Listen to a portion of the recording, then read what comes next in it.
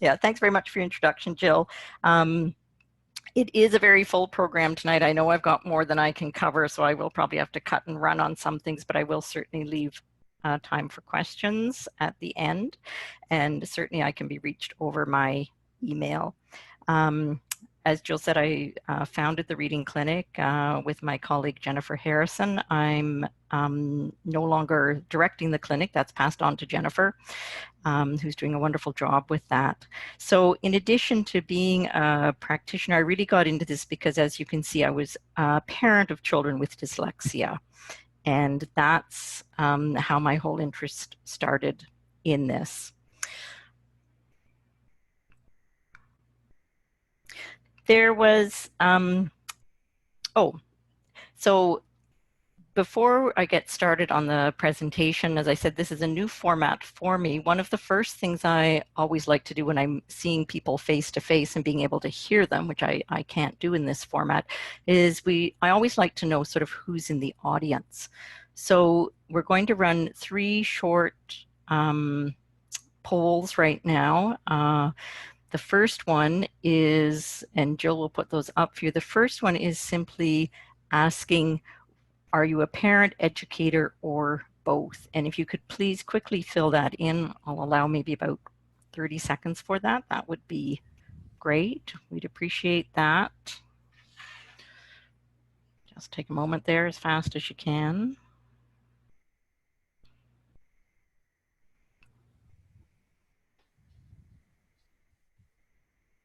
Okay, I think we have pretty much everyone there. Good, that's great. Okay, the second poll is, I'm interested to know what is sort of the age of child that you're attending for. If you're a parent, and what age of child is it that you're being concerned about? If you're a teacher, what's the grades that you're looking at? Okay, I'll just first share the oh, okay, all right, I didn't realize it would come up so quickly. Yes. Okay, so certainly if we add together the people who are parents and parent and educators, I can see that a great number of people are here as parents, and that's great. Okay, all right, got ahead of myself. Second poll was, yes, I'd be interested to know the, I believe it's set up as the grade of child that you're interested in hearing about tonight. Again, I'll wait for Jill to let me know when we've completed that one.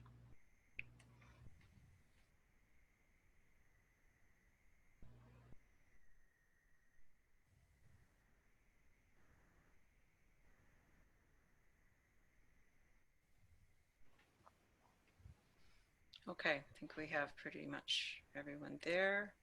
Okay. Share those results. All right.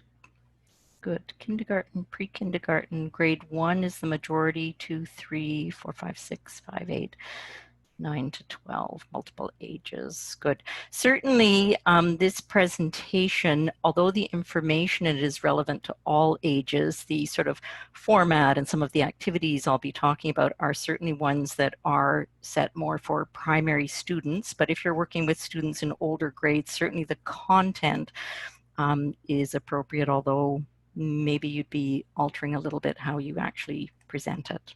Thanks. Okay, we did have one other one, just out of curiosity, about location.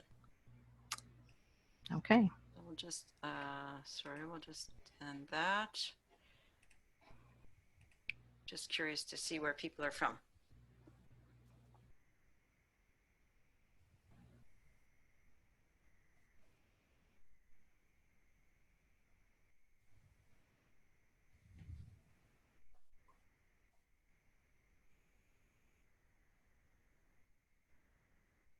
Okay, everyone is from Ontario tonight. All right, great. Except me, I'm in Quebec. There we go. Okay, we'll end that. Good, thanks. Okay. All right, there's a very well-known dyslexia educator and researcher, Louisa Moats, who once wrote an article that said, teaching reading is rocket science. And over my career as a dyslexia therapist, I have certainly learned that you need a great depth of knowledge and a lot of skills if you're going to be able to work effectively with children with dyslexia, and particularly those with severe dyslexia. However, what I also realized once I started to do this work was that there's some very simple things that we do at the beginning of working with any child, which I realize that really maybe doesn't always have to be done by professionals. And that I believe that certainly teachers are well able to provide a lot of these skills. And I've also come to believe that parents could. And I think perhaps I could have provided some of this. And basically what I'm talking about, this one thing right now is some basic phonics, which is what we're going to focus on tonight. So I believe that knowledge is power. And I wish very much that I had had more of this knowledge when I was looking for resources for my own children. And I should say that I started the clinic after I had taken my own children out of province in order to find good remediation for them. So first, I wish I had known about the early warning signs about children who may be having difficulty learning to read. I wish I had understood more, or someone had actually explained to me a little bit about why my child is actually having difficulty learning to read. And finally, I would have been really glad to have a bit of information about what I could do to help my child, such as somebody teaching me about some very basic phonics. Okay, important early warning signs. I'm going to go pretty quickly. These 3 signs are available for us to know about before children even really start to learn about letters or anything like that in school. If there's a family history of difficulty learning to read, if your child has ever been sent for early language intervention to develop speech patterns or language patterns, or if they're behind in what's called phonological skills, and there's no time to go into those in great depth, but what it is things like being able to rhyme, find first sounds, last sounds, all of those sorts of things. All of those are indicators that your child may be at risk. So I knew my daughter couldn't rhyme. I would say, the fat cat sat on the, waiting for her to say mat, and she would say rug. I just finally thought, well, she's not very good at rhyming, so what? But it was actually an indicator that I needed to be aware that she was possibly going to have difficulties with reading. Once children hit school, this is a really common thing we see all the time. The child struggles to learn the names and sounds for letters. We start to see this in kindergarten. It is in report after report after report. And we have to take this as a serious sign and not write it off to the fact that it's a young child, just isn't very interested. If they do manage to learn the names and letters and they start in the little books, then these are the children who just, the word cat may be on the page 4 or 5 times, and every time it looks like a brand new word to that child. These are indicators that we need to step in and do some intervention. Okay, just a little bit of information, terminology of reading. A simple way to think of reading is that it's made up of 2 components, one called decoding, and the other part is the comprehension. The decoding is like the mechanics of reading. I'll just give you a little demonstration of that. So this sentence is written in German. I'm assuming most of you can't speak German, but I would like you to take a moment at home and just read that out loud to yourself, okay? I expect you came up with something like, der Hund ist kalt. You decoded that sentence, okay? You don't know what it means. You don't have comprehension because you don't have the vocabulary before it, but you were able to decode that sentence. So as you can see, decoding is one of the first things we have to be able to do. That sentence happens to say the dog is cold. Now look at this. When we write it in, I hope these are Greek letters, I took it off the internet. When we write it in Greek, unless you know Greek, you cannot even begin to decode this. Why not? Because you don't know the sounds that go with those letters. You don't know the phonics system behind it. Now, Please don't go away and say that Jan Maclean told you that phonics is the only part that's important in reading. There are many, many other factors that have to be brought into it, but phonics is one of the important factors, and I think it's one of the ones that is maybe easiest and clearest for parents and educators to start with working with children.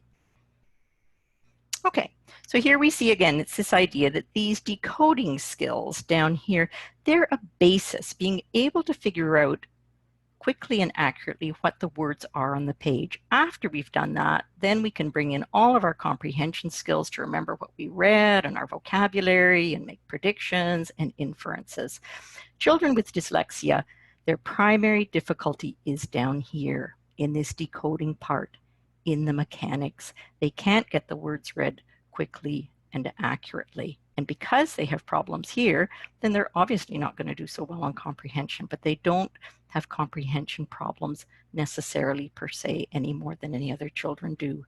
There's a small group of children who read paragraphs and sentences very easily, but don't understand what they're reading. They don't remember. Those are not children with dyslexia. Dyslexia is this core problem with being able to read words quickly and accurately. Okay, so why is it then that my kids had difficulty learning to decode? They're normal smart kids. They were motivated to books. I spent time showing them lots of books, just like my neighbors did, but my kids couldn't catch on. Why was that? Well, it's partly because of their neurology or how their brain works. There's nothing wrong with their brains, but brains are good for different things. I had a brain that was very easily learned, could remember which sounds go with which letters. However, my brain is extremely terrible if you want me to remember people's faces or people's names, okay? So there is a difference in neurology. We know this for people who have difficulty learning to read, but it's completely unrelated to anything to do with intelligence. It's partly because of the structure of English language. Ours is very difficult to learn, and it's partly because of how we teach reading. Okay, so let's look at those in a little bit more detail. Okay, partly because of how the brain works.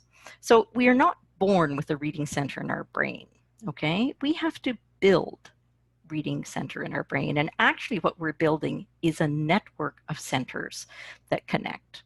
And although brain imaging research is, still has a lot of development to go, we know from a lot of studies that children who have dyslexia will have difficulty forming the right pattern of networks that will let them read efficiently.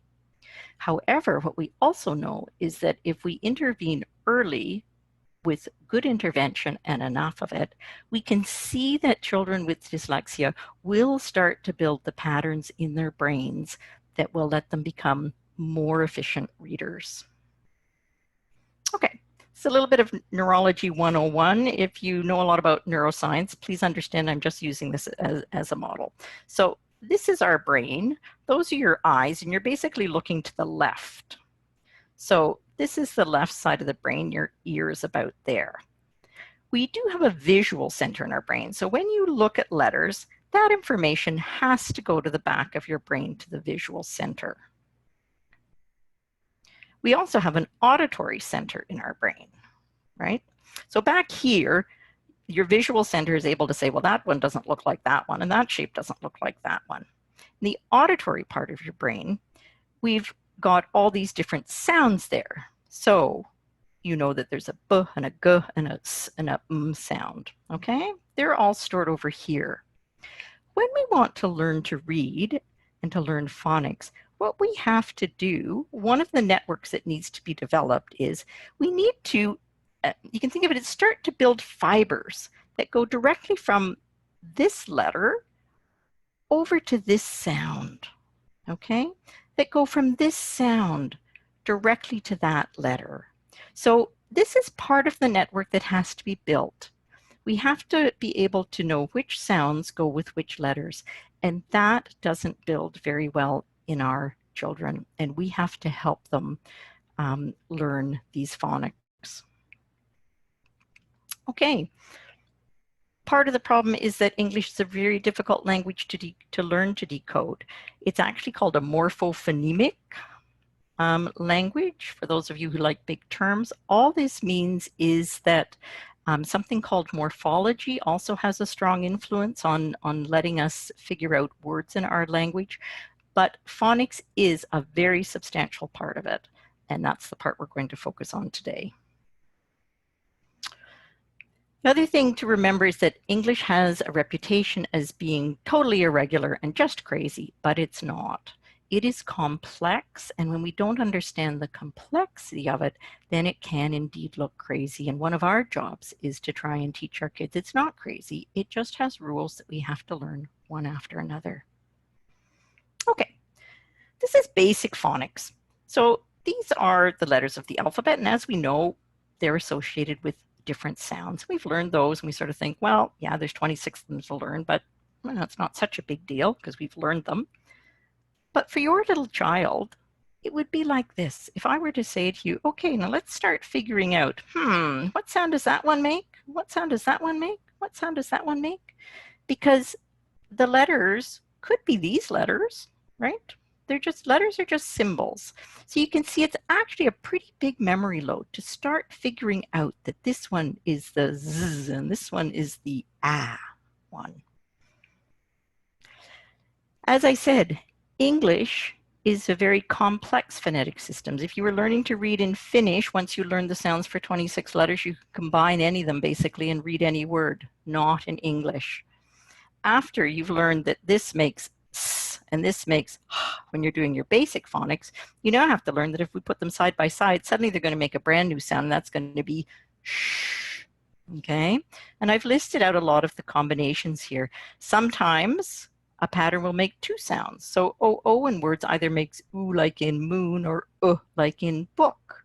That's complex. We have to learn two sounds for it, but it's not completely random. O doesn't make a million different sounds. It makes two, and we have to teach that. But you can see the level of complexity that we have. And once again, now we have to learn all of these patterns in order to understand our own phonetic system. All right, part of the problem is how we currently teach reading. And what I want you to know is that how we currently teach reading is a way to teach reading, but it is not the way to teach reading. Over time, the way that we've gone about teaching reading has changed, okay? And right now, we happen to have the most pervasive system is one that is not very conducive to helping our children who need a lot of work on phonics. There is phonics, but not enough. And too much emphasis is put usually on just learning words. So we have like sight word lists. I'm assuming you've maybe seen some of these, maybe 10 of these come home.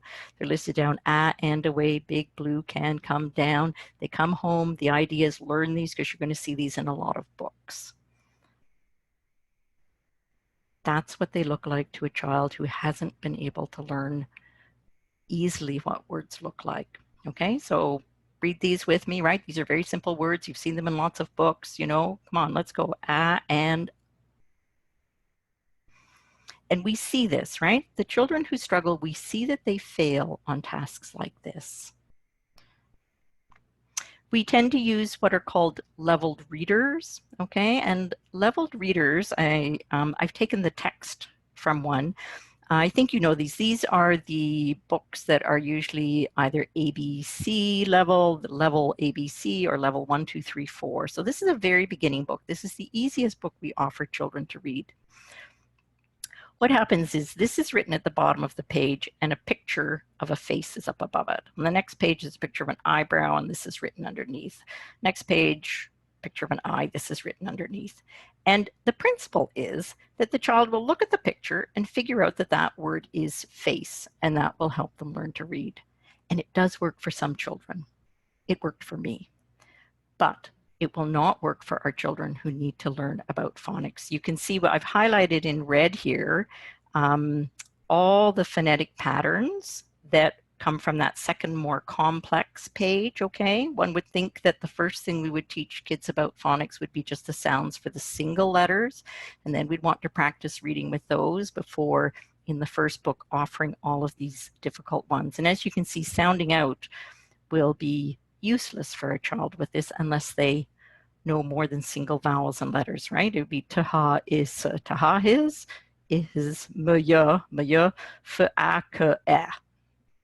These are not meant to reinforce phonetic learning.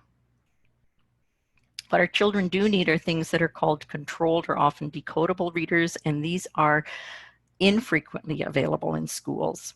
So this sort of reader would be set up that after the child has been taught the single vowels and consonants, they could indeed figure out all the words here by simply saying the sounds and blending it together. T, a, b, tab, is, a, k, a, t.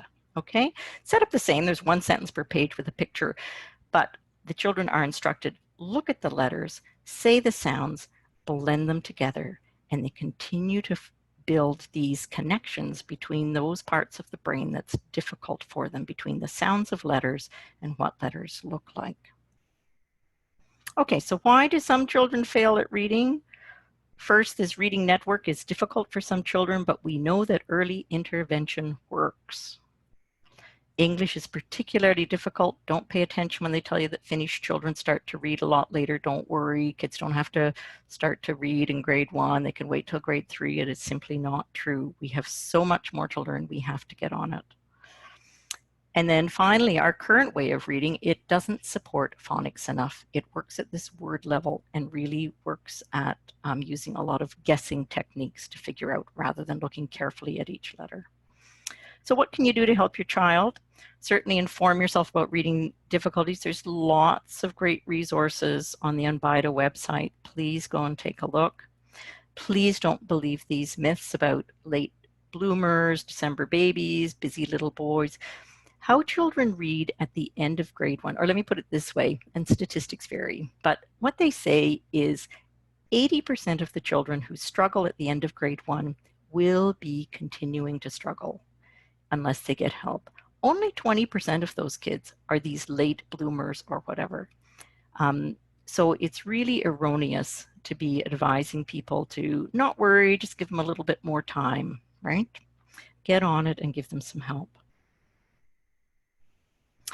Might want to check if you've got leveled readers in your school or if there's any decodables. Find out a little bit if your teacher's focusing on words or on sounds. Learn about English phonics so you can teach your child. That's what I'm going to do a little bit with you today. And also teach your child to read by blending sounds together, not by guessing at words. And these are the two skills that I'm hoping to give you as parents and you as teachers that you can take back and begin to work with your children. Okay, so if you have not already cut out your cards, then I would like you to get those out and quickly do that. If you don't get them all cut out by the time I start the next part, don't worry about it. There will be some time to do it. Get out your black marker and pencil. I know I didn't tell you to bring one of those, but it would be good. Now, we're going to go through making the cards. There is a handout here that has all the information about sounds and so forth as well, so don't panic about writing things down. Okay, so we're going to start with a little bit of information about sounds, okay? And these sounds are what we call whisper sounds. It's important that we know how to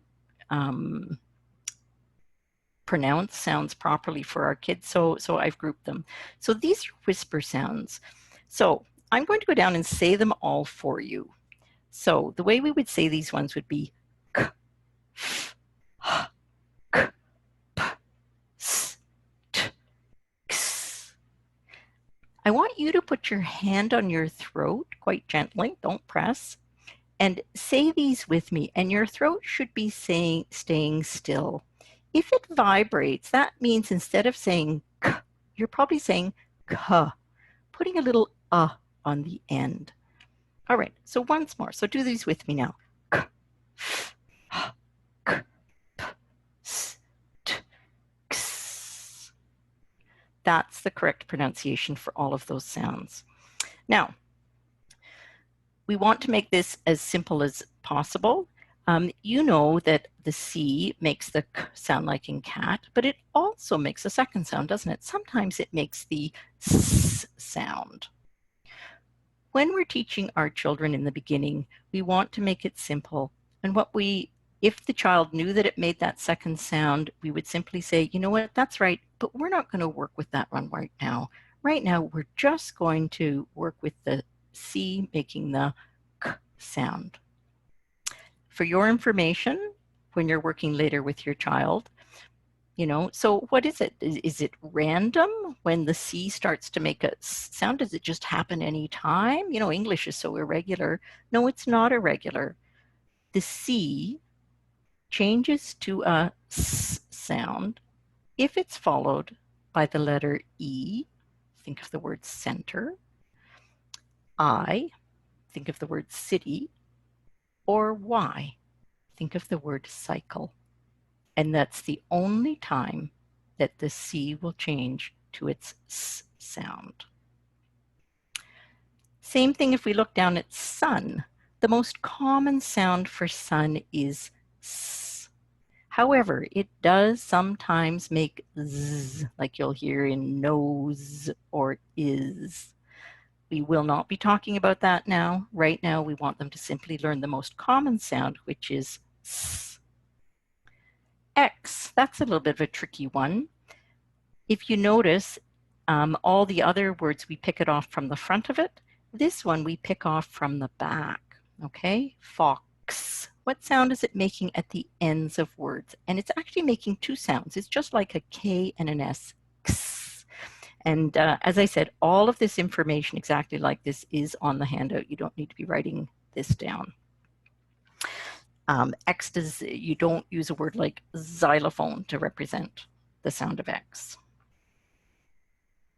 Okay, get out your cards, and just a second before you start writing, what I want to draw your attention to is write the lowercase letter with your black marker in the middle. Make it as neat as you can. As you can see, I am graphically challenged. My brain is not good at telling my hand how to write neat letters, but write as neatly as you can.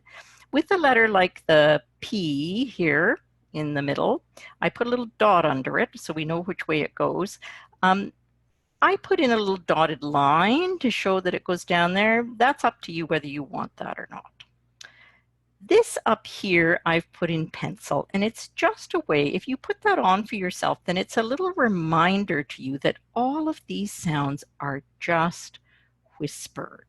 Okay, so it's a little teaching tool so that as you go through your pack and practice them, it's like, oh yeah, that's just whispered. It's not ta, it's t.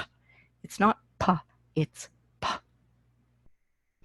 Okay, so I'll give you just a minute to complete those. And as I said, if you don't get them completed, you can look this all up from the handout.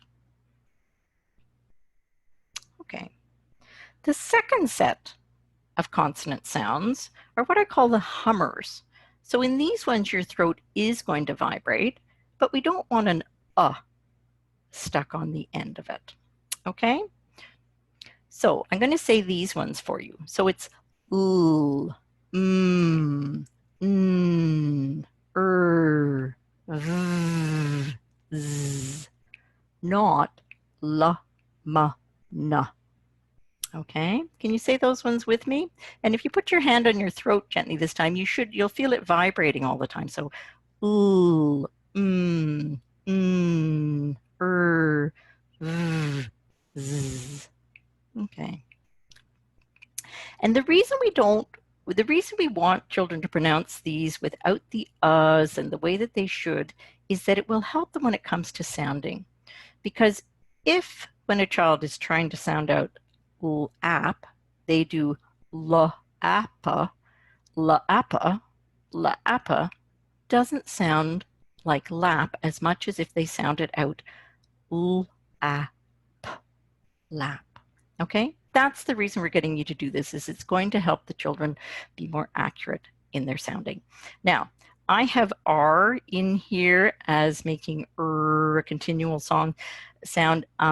There's debate about this within the reading circles. You may be working, if someone has taught you, or if your child is working with someone and says, oh no, we don't do that one, we call this one R, that's fine with me, okay? This time, and you can start writing these out, this time, as a little reminder, I put that little wavy mark, it kind of as a reminder in my mind anyways, for a sound that's held. Okay. And again, don't worry if you don't get them all down, it's on the handout. You can fill them in later. The last group are ones that do need a little bit of an there for us to pronounce them. So it's b, d, g, j, qua, ya, and wa. And again, sometimes there's debate. Some people like to see the w one under the hummers. If that's how someone's teaching you that, that's fine with me. This sound g is another one that has two sounds, right? Sometimes it makes j. But the most common sound is g, and that's the one we want to teach first. Once again, just like the C changing to its S sound, later on you will teach your child that G sometimes changes to a j sound. And guess what? If it is followed by an E, I, or Y. The G usually changes its sound. The C always does, I think. But yeah, it usually changes. There are more exceptions to that one. This is a funny little one, okay? This is not purely the letter Q. The reason it's represented this way is that in English, we never have a Q without the U beside it. And the U is not really acting like the vowel in the word. There's always another vowel. So we tell the kids that, you know, we use the word queen to remember this sound and say, well, queens don't go by themselves. They always have to have a bodyguard with them, right? So this letter U always stays right close to the queen. And together they make the sound qua, which is really two sounds, right? Qua. Y. That's a tricky one because we know our vowels are A, E, I, O, U, and sometimes Y. So sometimes Y is a vowel and sometimes it's a consonant. Well, when? Is it just arbitrary? No, it's not arbitrary. The rule is when Y is the first letter in a word, it is a consonant. And it only makes one sound, and that sound is ya, like in yellow. Okay, so take a moment and write those up. You can see I've put a little dot under the B and the D there. If you don't do that, those can get flipped over in your card pack and look like a different letter. I've chosen to put in the little writing lines to show the letters that go down below. Didn't do it with the J. Some kids think it looks like a T then, okay? But that's up to you. Jan, I'm just wondering if we should just give people a little more time to finish those cards, or okay. I'm probably going pretty fast, I know. Do you want to just back up to that last one at least? Yep, just give absolutely. a minute or two. Absolutely. And as I said, please don't panic. Yes, you can find exactly this information on the handout. I'm just rushing because I know that I'm going to be out of time. Okay. All right. 10 more seconds. Thank you for that. Yeah. Send Jill a message if you're really panicked about stuff like that and say, tell Jan to slow down. Yes, okay? yes. Yeah. Exactly. Okay. I was very fast on that one. All right. Okay. Good. Just a quick word about what we call the brothers here. There are sounds that, like if you think about b and p, our lips move exactly the same for those letters, but the only difference is with the b, we're saying a bit of voicing with it, and with the p, it's a whisper. And again, on the handout, you'll see this list of ones that are what we call the brothers. I want you to be aware of them because that's sometimes where kids make mistakes, right? They just don't know whether they're supposed to be for a V and an F, if they're supposed to, which one is it that gets the little v, and which one just gets the plain old air. On to our vowels. Okay, so vowels are A, E, I, O, and U. And you'll notice that I've used the terms vowels and consonants. I would suggest that you get your child used to using those as well. Certainly most kids learn vowels, and then it's sort of like and the other letters. They're called consonants. It's a bit of a mouthful, but they'll learn it. So the vowels are A, E, I, O, U, and sometimes Y. Right, so when is that sometimes Y? Well, Y becomes a vowel when it is not the first letter in a word. When it's the first letter in the word, it's a consonant. When it's anywhere else in a word, it's a vowel. And as a vowel, Y has about 3 different sounds. So again, in terms of making things simple for our children, we simply don't deal with Y right at this moment. Okay. Vowels are quite difficult to pronounce their sounds. They sound a lot alike. They're all made in the back of the throat. So we always have a little poem, we call it, for these guys, and very specific words for them. And again, I'm going to go through these a bit quickly. They are on the sheet. Okay. Oh, I should have said vowels also, we have long sounds for vowels and what we call short sounds. Long sounds is when the vowel is saying its own name, like in the alphabet name. The short sound is what is this other sound. So like the long sound for A is A, and the short sound for A is A. And we use short vowels much more in English than long vowels, and they are also much harder for the children to learn. So we start there. Okay, so when I'm talking about vowel sounds now, I'm talking about teaching children how to make what we call the short vowel sounds. Okay, so we have this little poem that we teach, and we get our kids to say, when they see the letter A, they say apple, apple, and we sometimes tap our little hands with it. Apple, apple, and I want you to do that with me at home, okay? Ready? Apple, apple, And the reason that we use this word apple is that we can really clearly hear the sound at the beginning, okay? These words are chosen quite specifically to give us nice, clear vowel sounds. Compared if you're trying to find the sound if your word is ant or something like that. Apple, apple. It breaks off nice and cleanly. For the I, we use itchy, itchy, I. For the O, we use Oscar, Oscar, aw. Now, as we know, it's always nice to have a little picture going along with these things. So, you know, we have an octopus, which is called Oscar. Because as you can imagine, it's much harder to go octopus, octopus, aw. So we just call him Oscar, Oscar, aw. For the U, short U sound, which is we either use upper, or a lot of kids like to use udder, if they know what that is. And believe me, you can do a nice drawing about how a U sort of even looks like one. Then the last one is eddy, and we simply make our elephant picture called Eddie because it's much harder to hear the pulled off the word elephant. It blends in with the L. So Eddie. And I cannot encourage you enough to please use these poems and use these words with your kids. I think they're very strong choice of words. Okay, I know Jolly Phonics tends to use egg for which doesn't really even work in our dialect.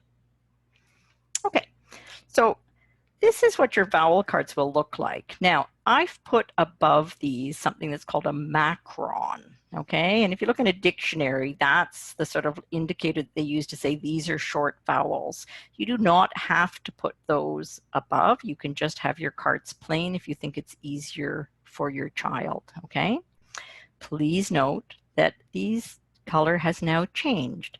These vowels we're putting on yellow, okay? Consonants are white, vowels are in yellow. You may use any 2 colors you wish, but what we want is for the vowels to be able to stand out from the consonants.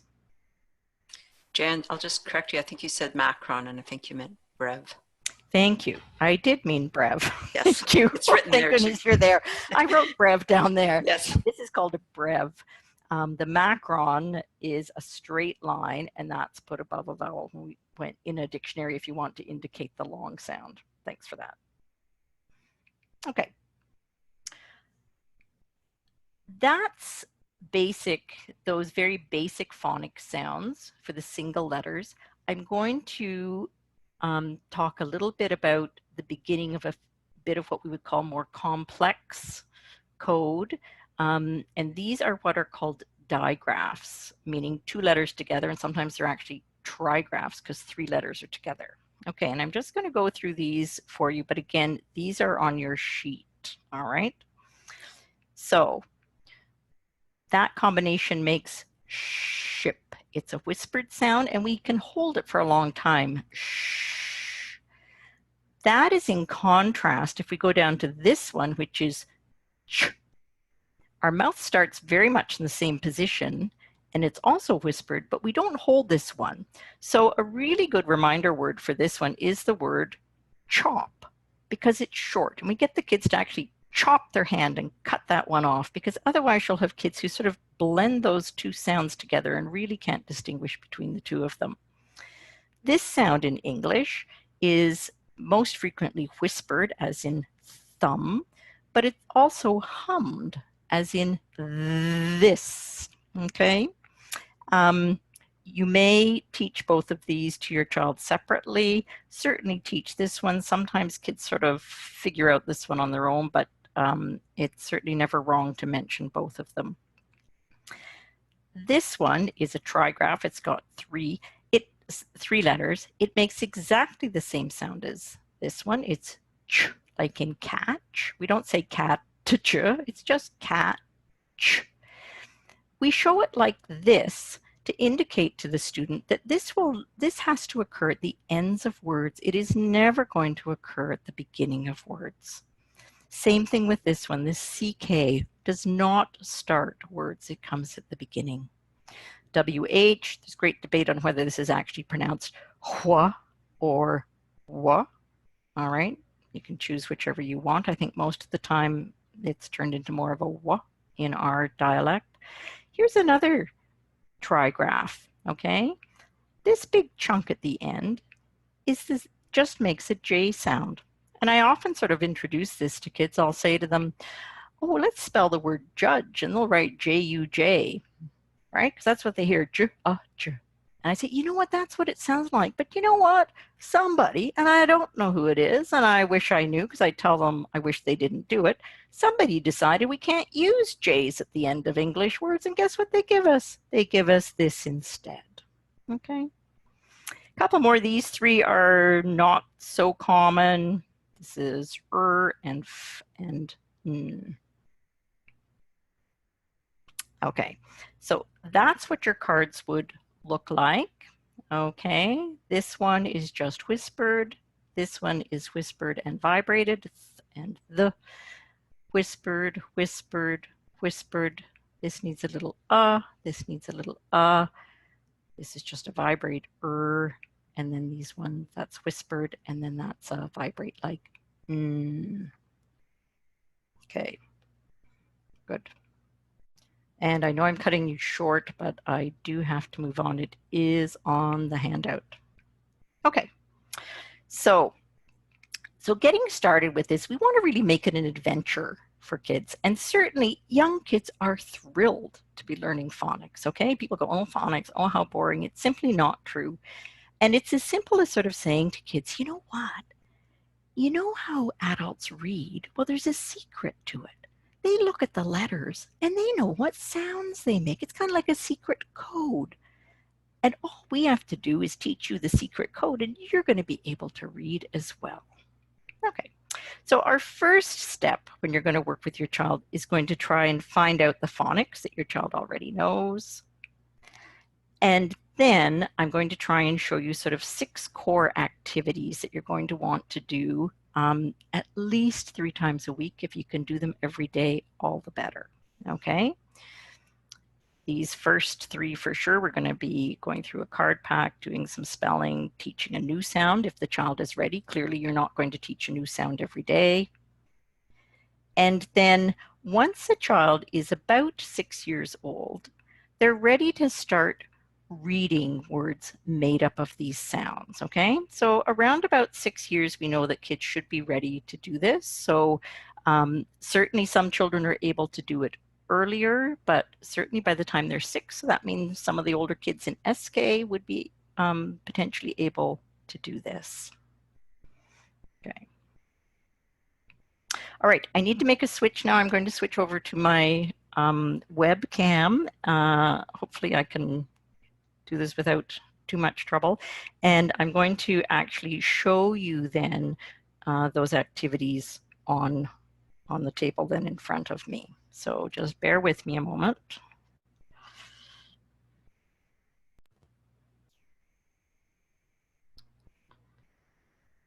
So I want to stop that. I'll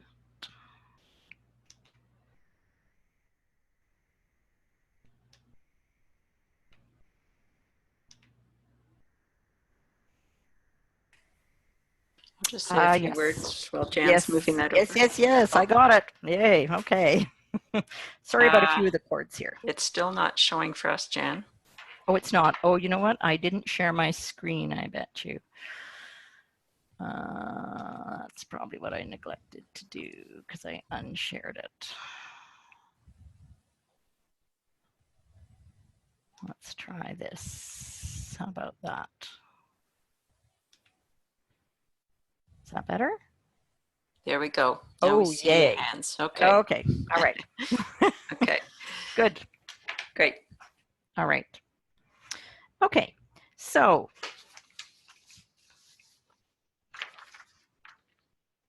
you probably can't see this overly well, but this is one of the other handouts that you've got.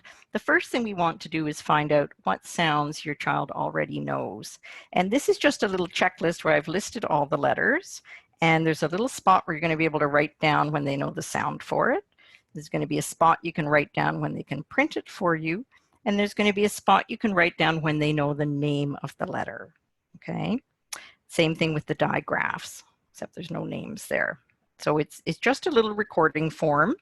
Now, one thing I have to say is that for us, when we find out that a student, first we want to teach the child what the sound for the letter is and how to print it. Okay, and we will work on those 2 skills. We don't tend to, at the same time, work on the child learning the letter name. Okay, lots of programs do. If you're working with someone who at the same time is getting your child to say the letter name, that is fine. But what I'm going to show you is the way that we've just gotten into doing at the clinic, where we would go through and be certain that they know the sound and can print all of these letters. And then we would go back and check through. And if there were some names they didn't know, we would teach them at that point. Part of the reason is that the letter names are often the ones the kids know better, and it's sometimes what's being taught a little bit more at school.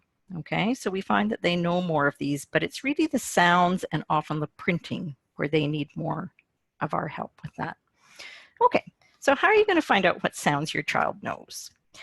If you suspect that your child maybe only knows 1 or 2 sounds at the most, then you're going to pull those out of your card pack and show them those ones, and then maybe a couple of others.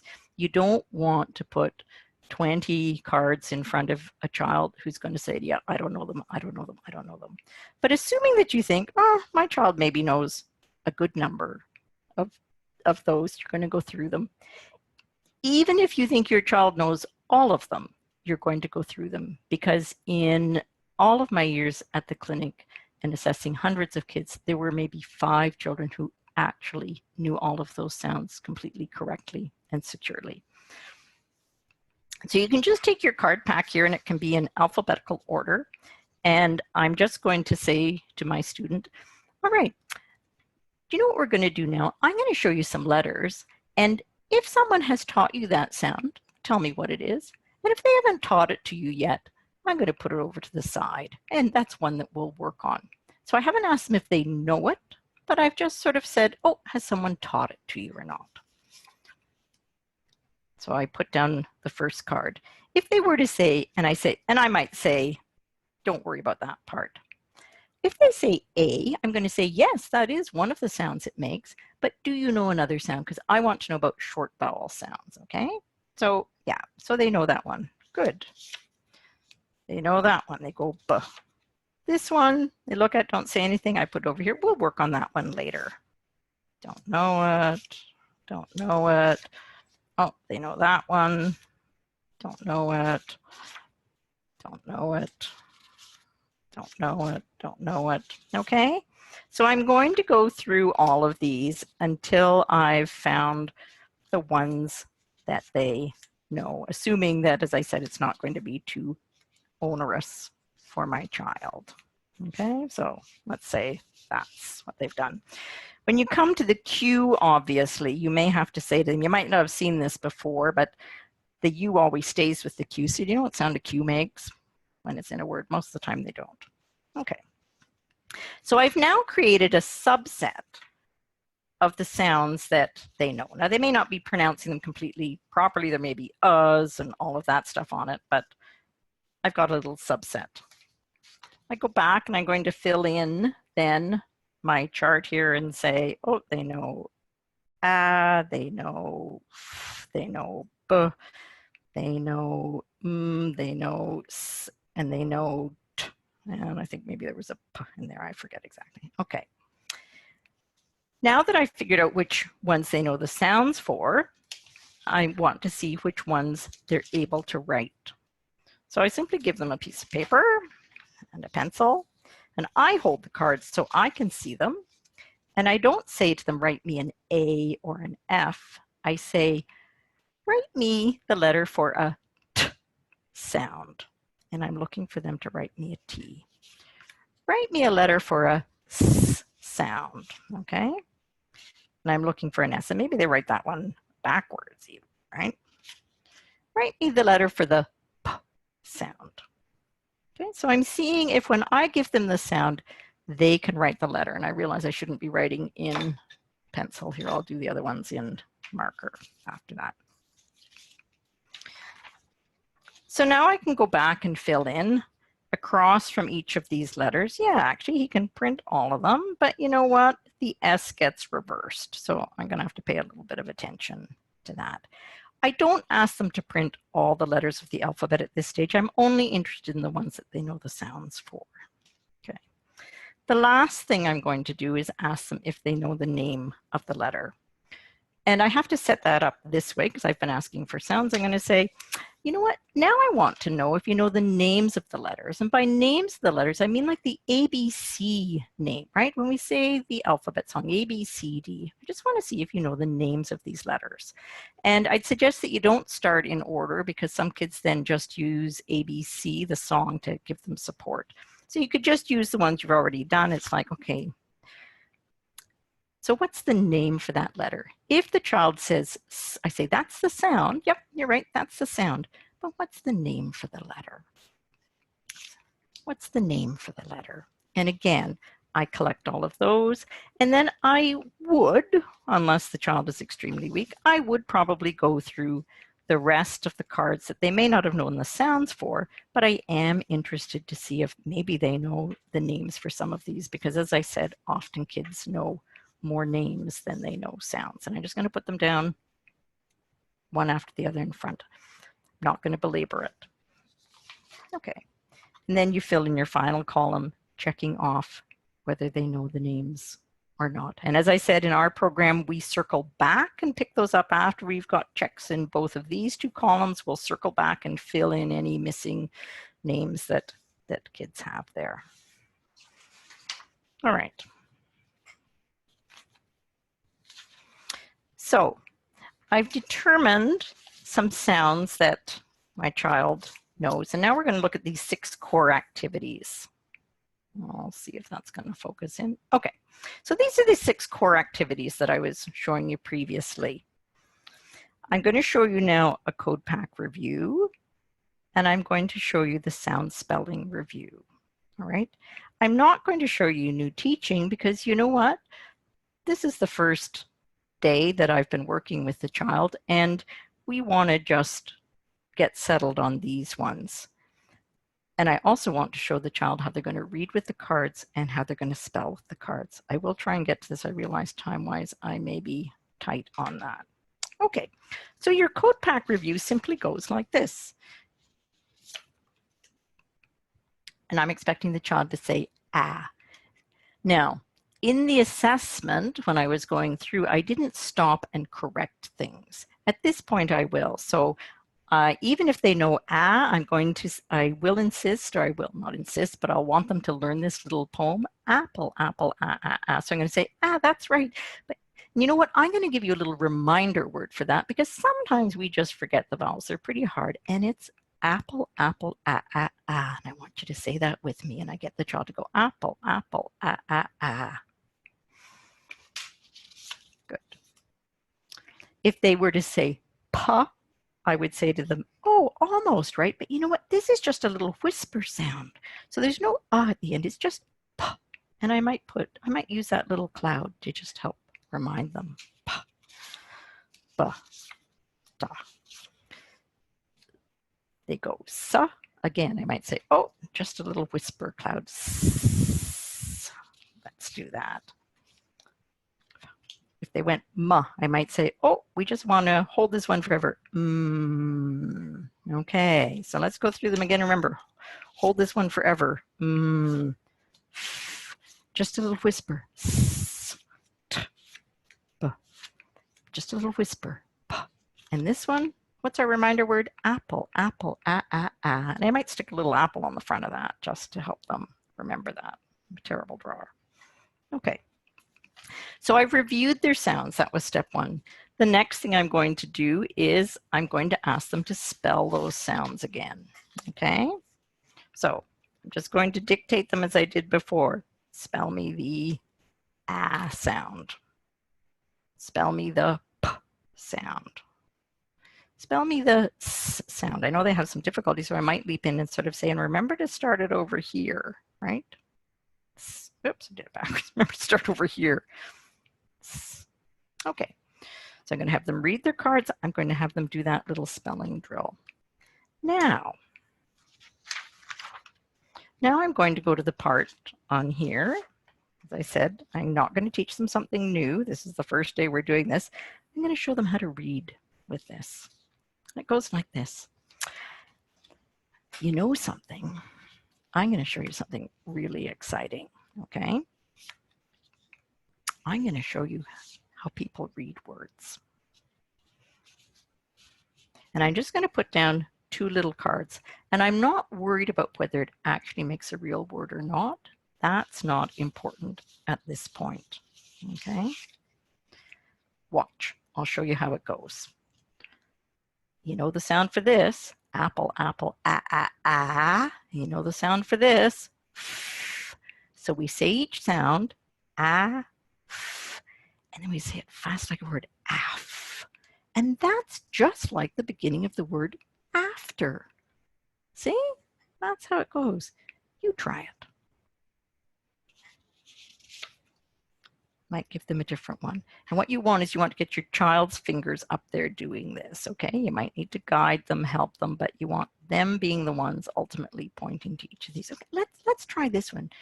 You try it there. So what's this sound? Apple, apple, ah, ah, ah. Ah, p. And this is hopefully the child saying it then. Ah, p. Let's see if it's app. Ooh.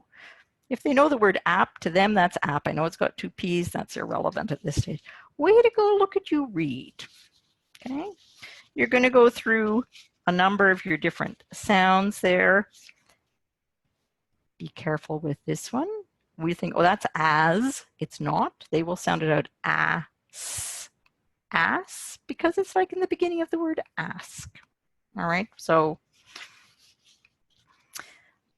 you're going to flip them around, and you're also going to put the consonants on the other side. Like, oh, geez, I wonder if we put these consonants on the other side, if we're going to get some words as well. Let's take a little look there and see. Let's try this. What do we have here? So this is, always go to your vowel first to remind them. Apple, ah, right? S, ah, sa. Just like at the beginning of sad, maybe. What about this one? P, ah, pa. Oh, just like at the beginning of pack. Look at you. Look at all the reading that you're doing, because this is what good readers do. They say the sounds and they blend them together. Okay? And as you can see, we've started with just 2 sounds. All right? Just 2 sounds in the beginning to see if they can do that easily. Now, the next thing I'm going to show you is that now they're going to spell words with the cards. And this reading and spelling is important that we always do both parts of it. So you just put your cards out like that. You can put them out in one single row if you've got space. I can't do it because of the webcam here. Now I'm going to say, let's see if we can spell a word.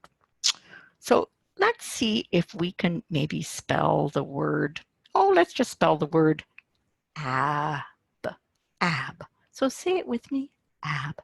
Now, and this is an important part, before they go and start moving letters around, you want them to carefully listen for the sounds. And we say, put the sounds in your fingers. So let's listen carefully for all the sounds. What do we hear in ab?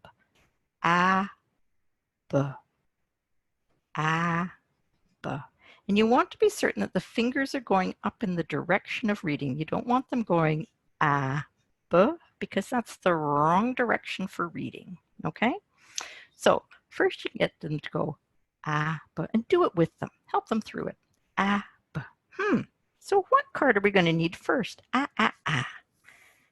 What do we hear second? Ah, b, b, b, b. Which one is your b? Woo, did we get it right? Ah, b. And you can repeat it with something else. Why don't you spell me the word sa? Ready? Sa, s, ah.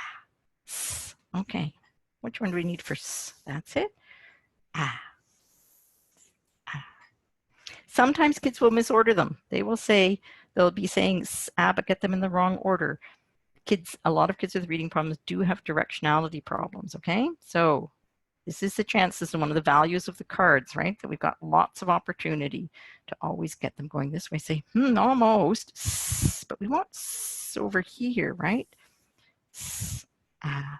Sa.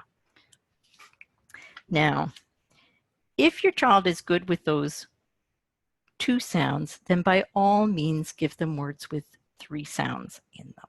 Okay, so if you're very content that they're good at those, then you're going to say, boy, you're really good with those words with 2 sounds in them.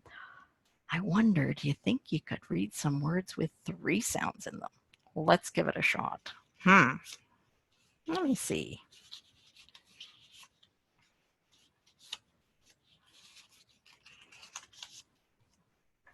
All right, now always remind them of the vowel sound. It's the one that's going to be hardest for them, okay? So you go and you remind yourself of your vowel. Let's remind ourselves about the vowel. Ah, apple, ah. Ready? P, ah, t, p, ah, t, pat. Guide your child through it. Say it with them. Let them hear you do it, okay? Until they can do it independently. If they have trouble, if they go p, a, t, tab or tab or something like that, then say, oh, let's go back and just do 2. You're really good at those. So what's this one? P, a, pa, pa. Now let's just add the last sound. Pa, t. Okay, this idea of sequential blending across is another really important thing for reading. Okay, there's a tendency sometimes people will say, well, look at this at the end. That's an at word. Let's put this on top. Not for these kids. They need to always go in this direction across the word. So if they can't get all 3 sounds, regardless on where the error is, take them back, let them do 2 sounds, and then put the 3rd sound in there. Okay, same thing. Now you're going to ask them to spell, but this time we're going to spell words with 3 sounds in them. Woo, do you think you can do that? I bet you can. You're so good at this. let's spell the word fat. So now we've got 3 sounds to put on our fingers, right? Let's listen carefully. Fat. All right, what's the first sound you've got to get? What do we hear next? And hopefully it's the child saying ah, not you, but if it need to be you in the beginning, you do it. And what's at the end of fat? What's that last sound? Fat. Let's see, did you get it right? Fat. Excellent.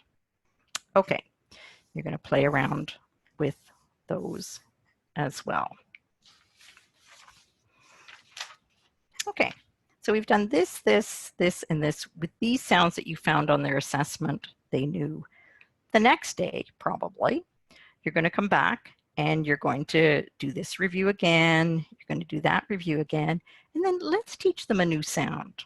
Okay, now the sound that you choose to teach them, I would just say choose what you want, because there isn't time to go into a lot of the fine details on reasons for choosing sounds.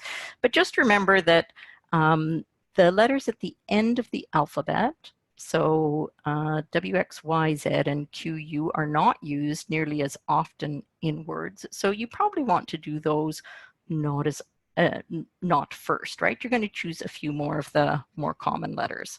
And I'm going to choose for demonstration to introduce the letter R, so the sound R.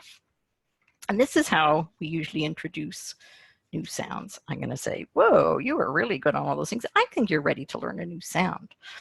Here we go. And I want the child to listen and see if they can hear this sound, first of all. So I'm going to say things to them like, I want you to listen and see, tell me what sound do you hear at the beginning of all of these words? Rose, rock, ready, red, run. And I'm hoping they're going to go, and I go, yeah, you're right. And you know what that letter is? This is the letter that makes that sound. Okay. So I've had them listen for it. I know that they can hear it. Now I want to teach them a little bit about how they can print it. Okay, so I'm going to sort of say, look at how it's made. Look at it, it's got a little stick that goes down and then it jumps over like that. Okay, I want you to make it for me. You take your finger and you put it on there. How do you do it? You go down and you go over. Do it again for me. You go down and you go over. And you might have this big if you've got a really young child, right? Oh, that's that. And what sound does it make? It makes what might be a good reminder word for us on that one? And you can choose what you want, but oh, if they know the color red, you might go, oh, you know what? Let's put a little red on the front of that. Look at that. And that will always remind us when we look at that red, that that's the color for that one. Don't be afraid to put little pictures on the front, little reminder pictures for the sounds. We want the kids to succeed at this. You can always take them off afterwards or make a new card without that. Good work. Okay, so I might give them a piece of paper. I might sort of say to them then, okay, so they've practiced it a few times this way. All right, now, do you think you can write this for me without looking at it? Ooh, let's try that. How do we write this sound? We go down and we jump up again, okay? Lots of ways to practice. Now I'm going to integrate this into the words that I read on the cards and the spelling that I do. So this time then I'm simply, my words are going to look like this. Okay, what's this one? What's this one? Ram. All right, and I do my, you just practice all your different ones. Again, you want to bring this one out probably a few more times than the other one because it's your newest one. And you're also going to ask them to spell. Okay, and this time being certain that you choose a good number of words that require that R sound because that's the newest sound. Okay, now, one thing about building words for them to read, up until now, you've seen me quite happily switch positions on any of the consonants, all right? there are some consonants that cannot occur at the end, okay? And R is one of them. And I think you can maybe see why. When R's get beside vowels, they actually make one of those pieces of what we call our complex code. So you don't want to present this to the kids. R's may only be used at the beginning. There's a couple other letters that are the same. I'll show those to you, okay? You don't want to put W's at the end because it also combines with vowels to make a brand new sound. And you don't want to put Y's at the end because, again, they will combine with a lot of the vowels to make a brand new sound. That makes A, right? Okay. Two others that you don't want to put at the end. You don't want to put QU's at the end because they don't usually happen there. And H's are pretty hard to pronounce. Some people don't put J's there because they don't tend to occur there. At the beginning, you can use most anything, maybe not an X, right? They tend to be at the end, but absolutely you must avoid putting R's, W's, and Y's at the end when you're doing this exercise, okay? Car is not a fair word for these kids because this now has become a new sound. It's not ka-a-ka-a-er, all right? All right, let me just think for a moment and check my time, racing away here. I will leave 10 minutes at the end for questions. Okay, so don't let them flounder, okay, is one thing I want to say. You want to give your child a little bit of time to think, but don't let them flounder, just help them out. If they can't remember the sound for a particular letter or something, if they're looking at the R and they can't remember what sound it is, you could sort of say to them, oh, that's our red sound. See if they can then go to it. And if they're really having trouble, just give it to them, okay? Give them time to think, but don't let them flounder. Just keep it moving along. It's good if they even hear you say the sound for the R. All right, last little thing I'm going to slide in here. This is reading and spelling on paper, okay? With young children, it's great to do the card work. For all children, it's great to do some card work because it lets us you know, physically manipulate and get the order of sounds. They're bigger, but we do want to get what we call children to read and spell on paper because that's where most text occurs, okay? Now, spelling on paper is not too hard to bring in. When you're doing spelling with your code pack, okay, and you've got your letters out there and you might say, spell me the word, you know, hat, and they're going to bring them down for you, go at. Instead of that, you simply give them a piece of paper and say, oh, let's do our spelling on paper today. And it's the same process. It's like, let's spell the word hat. You still want them to break and figure out how many sounds it is. At. Good work. Okay, now write me those sounds down here. At. Some children find it useful when they do the breaking. At. Sometimes what I'll do is say, oh, 3 sounds. They're your sounds. You show me which letters go on there. That's kind of a nice support for them. So it's easy to bring in the spelling on paper, and the advantage is that the children get much more practice writing letters than just that one time at the beginning of the lesson. So bring this in as early as you think the child can do it. Reading words on paper becomes a little bit more difficult because it's hard to necessarily get words and text that match exactly, for instance, the sounds that you have taught.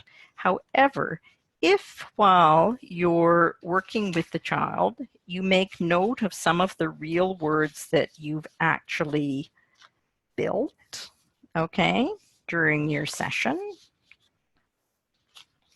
right?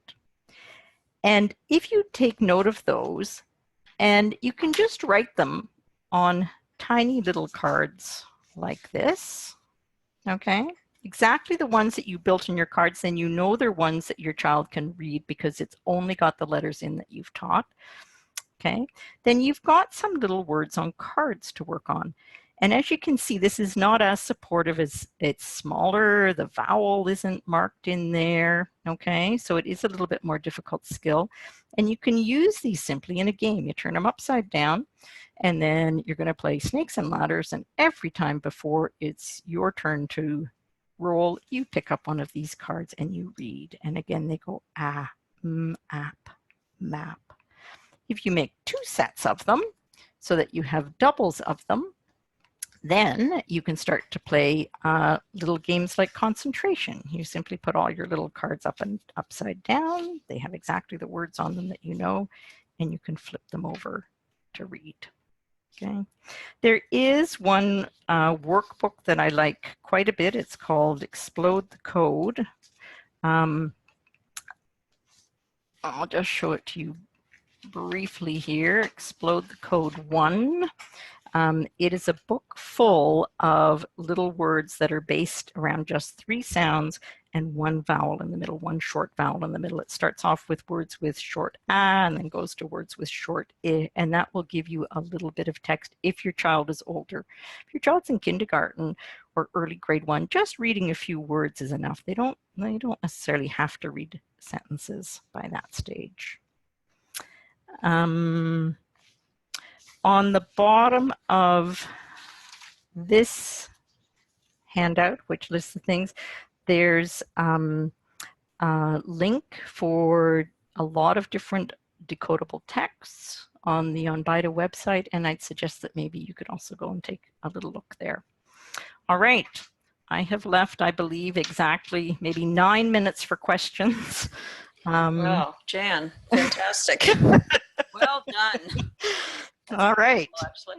Good. Great. Maybe we'll just unshare your screen and get you back here, and we're Okay. happy to take questions if people want to. All right. Let me see if I can get on my other thing here. We do have a question already that I will pose when you're back. Okay. All right. So, am I there? Yeah. I'm a little dark, right? Yes, you're very dark. Let me, I can try and turn on. The sun has gone down in Kingston. Yeah, the sun has gone down in Kingston. Let me see if I can slide over a little bit more to the light here. If I turn on the light behind me, you won't like it. I'll have a little halo. Yeah. All right. How about that? Okay, well, that's good. So the question we have here is, can you use cursive in the, obviously in the printing activities? Can you use cursive? There are certainly, and if you're a lot of Orton Gillingham instructors would suggest that children be taught cursive, okay, because, and there's a lot of advantages to it. There's not going to be as many reversals and so forth. We have always taught print because that is what they're going to see in books and so forth. I've never tried using cursive is probably the best way to do it. We stuck with print because we felt it most closely mirrored what they would be seeing, but I do know there are people who do believe very strongly in cursive. Mm-hmm. Great. Here's another question. When the child acquires many letters for the code, would you display all of the letters when trying to make words? Would this become overwhelming for the student, or is this child dependent? Yeah, it is child dependent, and it can be overwhelming. And for some children, you can't put out all the letters to have them and then build words from them because they'll be playing with your letters all the time. You have to hold them in your hand and only put out specific ones for them. You always want to be going through their whole card pack because you want to get that really fast, okay? Because but you do often have to then work on the more problematic letters, okay? The ones that you see as being more of a problem. Great. Great. I don't see any more questions, which is hard to believe. I guess you've answered them all. Anyone else have any questions here? I guess while we're waiting, I could just mention, just see, I don't see any others coming in here. I could just mention that Ambida is, I was going to do this at the end, but if any other questions come up in the meantime, we'll answer those. That I just want to mention that Ambida is offering a summer training opportunity for educators this summer. Maybe I'll go to the video here and get myself up. And it's called Framing Your Thoughts. It's a 6-hour webinar course with Project Read, which is in the United States, and we're offering this online webinar course with them. And it focuses on teaching sentence structure. And so we're also hosting our annual conference in Toronto on November 3rd, and we are considering live streaming that conference. So you can find more information about both of those events on the website and under events. And I do have another question. So here we are. If they don't know any letters or sounds, is there an order that you should teach them in? Okay. Not that I would worry about so specifically, okay? Pick a more common letter, ones that they're perhaps got in their name or something like that. But I think for the level of work that, you know, that you're doing, I wouldn't worry particularly about that. Yes, as therapists, we get a little picky about which letters we choose for when, but I wouldn't worry about that in your work with your children. Here's another question. The waiting list is quite long for the reading clinic. Are there any hopes in expanding or offering additional support for children? We would love to. It's always just staff dependent on getting people trained. As I said, teaching reading is to some extent rocket science, and it does take quite a bit of training to get people up and going, but certainly we would hope to be able to be expanding services. Here's a good question. Is the Orton Gillingham approach available in French to teach the code to children in French immersion programs? I assume that's in French. Also, are these skills transferable from English to French? Okay. I don't know if it's available in French. I think maybe someone else could answer that better. We do have quite a few children who come to us who have been in French immersion, and we only work in English. And what we see is some sounds are the same in French and English. And the other thing is that it's very powerful for these kids to understand that you read by this saying sounds and combining them. Okay, so those sorts of skills are transferable.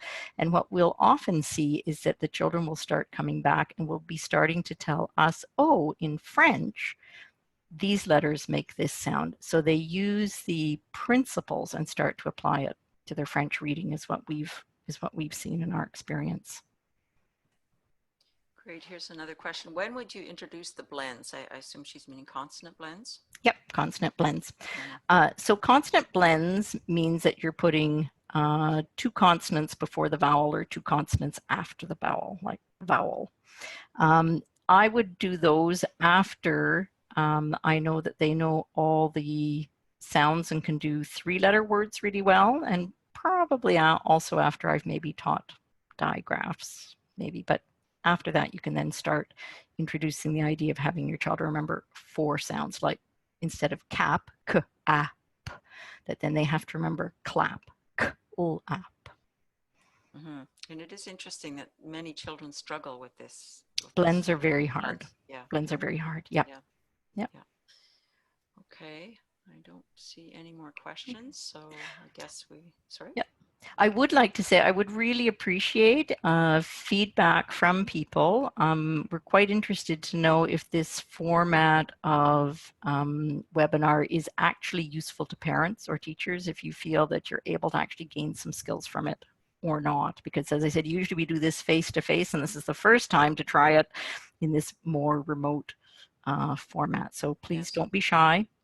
Positive, negative, we would be very happy to hear your feedback on this. Yes, you're welcome Thanks. to email me directly at vp@idaontario.com, or Jan's email, I believe, is on the front of your presentation. Yeah, either of us. We really look forward to feedback. Okay, I think we're going to wrap it up there. I guess finally, I'd just like to suggest to people that they consider supporting the work of Ambida by becoming a member or making a donation or volunteering. for any of these things, click on take action on our on BIDA website, which is idaontario.com. And you'll also find a lot of other resources there. We're working hard to continue building the resources on that website. And if you have other suggestions for materials you'd like to see on the website, please contact me at VP, again, at idaontario.com. I see one more question sliding in here, so let's just do this. You were using your fingers to isolate sounds. Have you ever seen a tapping on the arm approach used? Yep, that's another way. Okay, then there's multiple ways to make that separation. Okay, you don't have to be wedded to one. What I showed you is what we tend to use at the clinic, but yes, I've seen people tap up the arm or down the arm. That will work just as well. Okay, Jan, I can't thank you enough for all the My pleasure. hard work that I know went into this and the time here tonight as well. And thank you also everybody for attending, and yeah, we'd love to have your feedback on this. So we'll close it now and say good night. Good night.